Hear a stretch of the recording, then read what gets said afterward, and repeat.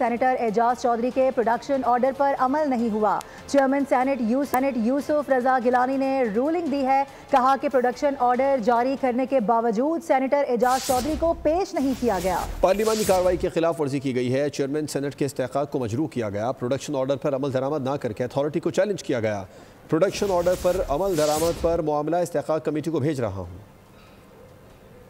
7/25, I issued production orders once again for Senator Ejaz Chaudhry and also for Senator On Abbas. However, yet again, the directive concerning Senator Ejaz Chaudhry have not been fulfilled, amounting to non-compliance with the lawful orders of the chair. As Chairman Senate, my only endeavor is to uphold the supremacy of Parliament, rule of law and constitutional dictates. Such disregard of parliamentary authority cannot be allowed to persist unchecked, as it threatens the institutional integrity of the Senate and broader democratic framework. Subscribe करें और bell दबाएं ताकि कोई खबर रह न जाए।